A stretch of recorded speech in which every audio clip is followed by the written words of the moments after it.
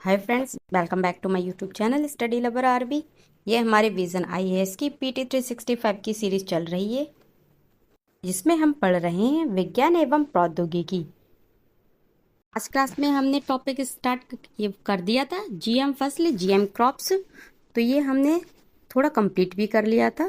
Topic हमने यहाँ तक कंप्लीट कर लिया था, इसके आगे का हम इस क्लास में पढ़ेंगे। तो चलिए हम अपनी क्लास स्टार्ट करते हैं। संबंधित सुर्खियां। जीनोम संपादित चावल। भारतीय कृषि अनुसंधान परिषद ICAR है। इसने देश की पहली जीनोम संपादित चावल की किस्में विकसित की हैं। इनके नाम हैं, तो क्या क्या नाम है इनके? DRR चावल 100, कमला और पूसा DST चावल 1। ये उपलब्धि भारत को जीनोम संपादन तकनीक है, इसे चावल विकसित करने वाला विश्व का पहला देश बनाती है। चावल की ये जो किस्में हैं, ये क्रिस्पर कैस आधारित जीनोम संपादन तकनीक का उपयोग करके विकसित की गई हैं।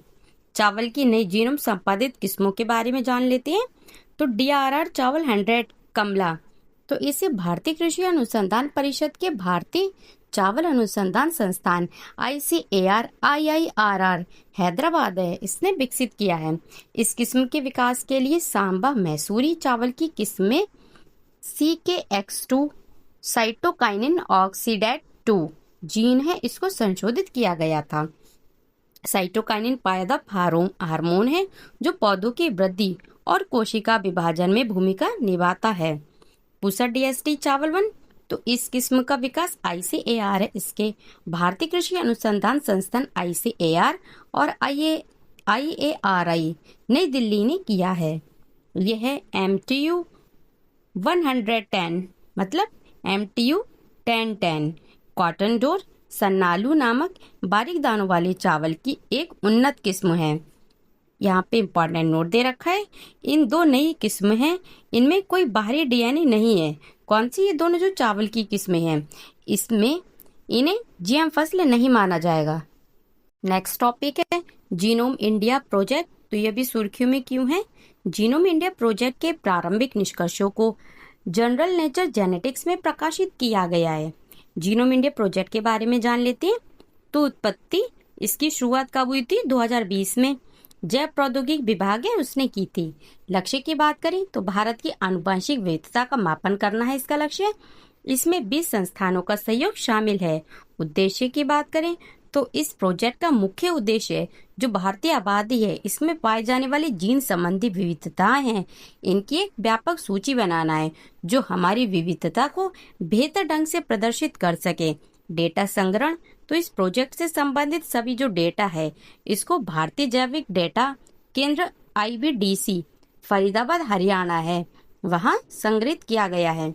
IBDC भारत का पहला राष्ट्रीय जीवन विज्ञान डेटा भंडार है, जिसे DBT द्वारा समर्थन प्रदान किया जाता है। जीनोम अनुक्रमण के लिए अन्य प्रमुख पहलें क्या क्या हैं? तो इंडिजेन कार्यक्रम, इसे वैज्ञानिक तथा औद्योगिक अनुसंधान परिषद CSIR है, इसके द्वारा प्रारंभ किया गया है। वनडे वन जीनोम पहल, तो इसे DBT द्वारा शुरू किया गया है। ह्यूमन जीनोम प्रोजेक्ट HGP, तो यह एक अंतर्राष्ट्रीय सहयोग था। इसका उद्देश्य पूरे मानव जीनोम का खाका तैयार करना और उसका अनुक्रमण निर्धारित करना था। 1 लाख जीनोम प्रोजेक्ट, तो यह 1 लाख जीनोम का अनुक्रमण करने वाली इंग्लैंड की सबसे पहली पहल है।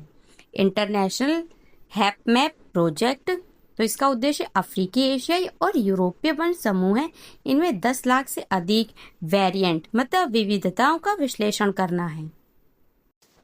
संबंधित सुर्खियां और घटनाक्रम, रिलेटेड न्यूज एंड डेवलपमेंट्स, तो कौन कौन से हैं? फर्स्ट है जीन ड्राइव टेक्नोलॉजी। तो जीन ड्राइव टेक्नोलॉजी GDT, ये मच्छरों जैसे कीटों द्वारा फैलने वाली रोगजनक बीमारियों वेक्टर बोर्न डिसीज है, इसको रोकने और फसल है उन पर हमला करने वाली जो कीट है उनको नियंत्रित करने में मदद कर सकती है। GDT के बारे में जान लेते हैं। तो ये जैव इंजीनियरिंग, जेनेटिक इंजीनियरिंग है, इसकी एक तकनीक है जो जीनों को इस तरह संशोधित करती है कि वे सामान्य मेंडेलियन वंशानुक्रम को बदल देती है। मेंडेलियन वंशानुक्रम ये माता पिता से संतान में गुणों के सामान्य आनुवंशिक रूप से स्थानांतरण के पैटर्न से संबंधित होती है। जीडीटी किसी विशिष्ट जीन समूह के अगली पीढ़ी में स्थानांतरित होने की संभावना को सामान्य से अधिक बढ़ा देती है। मुख्य घटक कौन है? जीन, Cas9 एंजाइम और क्रिस्पर। नेक्स्ट है organ on chip OOC technology.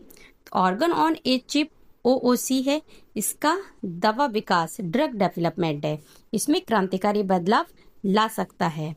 Organ on a chip, इसके बारे में जान लेते हैं।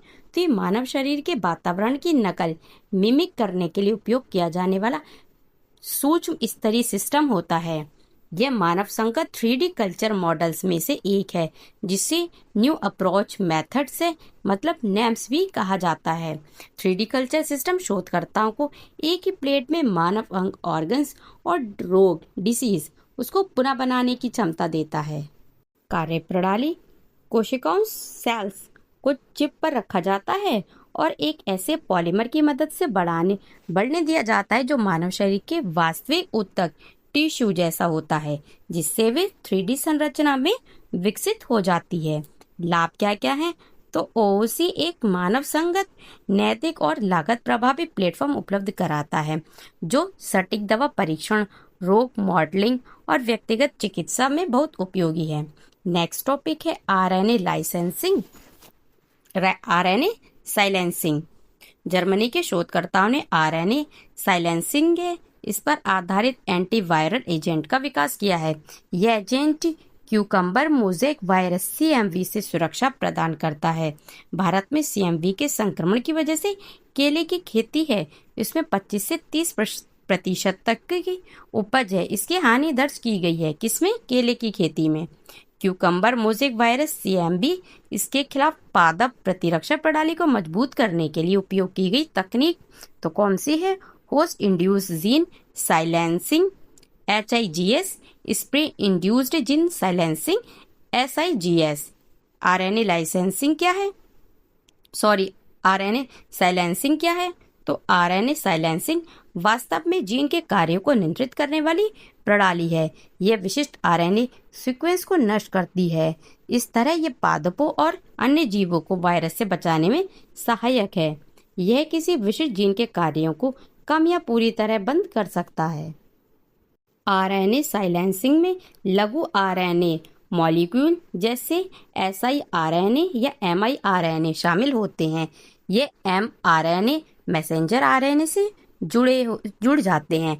mRNA वह मॉलिक्यूल है जो DNA से प्रोटीन बनाने का निर्देश या संकेत प्राप्त करता है।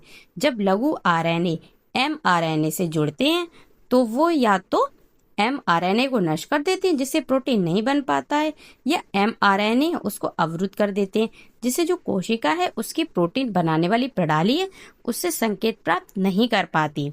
माइक्रो RNA mRNA इसके बारे में जान लेते हैं। तो माइक्रो RNA ये लघु आकार के नॉन कोडिंग RNA होते हैं। ये कोशिकाओं को जीन एक्सप्रेशन को रेगुलेट करने में मदद करते हैं। ये जीन अभिव्यक्ति को नियंत्रित करता है mRNA से जुड़कर और उन्हें प्रोटीन में अनुवादित होने से रोककर या फिर mRNA को नष्ट या समाप्त करके। नाभिक में प्रोटीन RNA ट्रांसक्रिप्शन और स्प्लिसिंग को नियंत्रित करते हैं, जबकि माइक्रो RNA साइटोप्लाज्मा में mRNA के ट्रांसलेशन और निम्नीकरण को नियंत्रित करते हैं। ट्रांसक्रिप्शन किसी जीन के DNA अनुक्रम सीक्वेंस को mRNA में कॉपी करता है और ट्रांसलेशन उस mRNA है उसको डिकोड करके एक विशेष प्रोटीन में बदल देता है। नेक्स्ट है पेंजीनोम। चीनी वैज्ञानिकों ने एशियाई चावल का पहला पेंजीनोम बनाया। इसके लिए वैज्ञानिकों ने पैकवायो हाई फिडेलिटी HIFI सीक्वेंसिंग तकनीक का उपयोग किया है। हाई फिडेलिटी तो ये सीक्वेंसिंग तकनीक यह एकल अणु रियल टाइम अनुक्रमण तकनीक SMRT है जो दीर्घ पठन रीड में अविश्वसनीय एकल अणु पठन सटीकता प्रदान करती है। यह जीनोम अनुक्रमण है, इसकी एक तरह की दीर्घ पठन अनुक्रमण विधि है। पेंजीनोम क्या है? तो ये जान लेते हैं। ये एक ही प्रजाति के कई जीवों के जीनोम अनुक्रमों जीनोम सीक्वेंस है, उसका संग्रह है। प्रमुख अनुप्रयोग कृषि, तो फसलों में रोग सहिष्णुता है। इसके साथ साथ जलवायु परिवर्तन के विरुद्ध सहनशीलता के नए गुणों को शामिल करने में सहयोग करता है। सटीक चिकित्सा, तो मनुष्य में रोगों के लिए जनसंख्या विशिष्ट आनुवंशिक मार्करों की पहचान करने में सहयोग करता है। उदाहरण के लिए ह्यूमन पेनजीनोम प्रोजेक्ट्स। नेक्स्ट है हमारा टॉपिक शुक्र जीन। शोध करता है इन्होंने शुक्र स्पम नामक एक नए जीन है, इसकी खोज की है जो पुष्पीय पादप के विकास से जुड़ी एबोमिनेबल मिस्ट्री को समझने में सहयोग करता है। यह अध्ययन हैदराबाद स्थित CSIR centre for cellular and molecular biology CCMB द्वारा किया गया है। शुक्र जीन के बारे में जान लेते हैं। तो यह जीन F-बॉक्स नामक जीन्स के एक समूह को नियंत्रित करता है। ये जीन उन प्रोटीन्स का निर्माण करते हैं जो स्वस्थ पराग के विकास में सहयोग करते हैं। शुक्र और इसके F-बॉक्स जीन बहुत तेजी से विकसित होते हैं। इससे ये समझने में मदद मिलती है कि पुष्पीय पादप पृथ्वी पर इतनी तेजी से और सफलतापूर्वक कैसे विकसित हुए। डार्विन ने पुष्पीय पादपों के इस तीव्र विकास को एबोमिनेबल मिस्ट्री कहा था। नेक्स्ट है DNA प्रोफाइलिंग। तो लाल किला विस्फोट स्थल पर संदिग्धों या पीड़ित की पहचान करने के लिए DNA पहचान या प्रोफाइलिंग है, इसका उपयोग किया गया है। DNA प्रोफाइलिंग, जिसे DNA फिंगरप्रिंटिंग भी कहते हैं, इसके बारे में जान लेते हैं। तो ये क्या है? यह एक वैज्ञानिक तकनीक है जिसका उपयोग किसी व्यक्ति के DNA में जो मौजूद विशेष पैटर्न है इसका विश्लेषण करके पहचान करने के लिए किया जाता है। यह DNA के कई नॉन कोडिंग क्षेत्रों में व्यक्तियों के बीच पाई जाने वाली भिन्नता वेरिएबिलिटी है, इस पर आधारित होती है, जिन्हें VNTRS variable number of tandem repeats कहा जाता है। मुख्य विधियां कौन कौन सी हैं? तो शॉर्ट टैंडम रिपीट STR, यह केंद्रक न्यूक्लियस है, इसमें पाए जाने वाले छोटे दोहराए जाने वाले DNA अनुक्रम है उसकी जांच करता है। माइटोकॉन्ड्रियल DNA mtDNA, इसका उपयोग तब किया जाता है जब न्यूक्लियर DNA नष्ट या क्षतिग्रस्त हो जाता है। वाई क्रोमोसोम, तो यह वाई क्रोमोसोम पर मौजूद STRS है, इस पर ध्यान केंद्रित करता है जो पिता से पुत्र को विरासत में मिलता है। इसका उपयोग पैतृक पुरुष रिश्तेदार हैं इनसे मिलान करके पुरुष पीड़ित हैं उनकी पहचान करने के लिए किया जाता है। Single nucleotide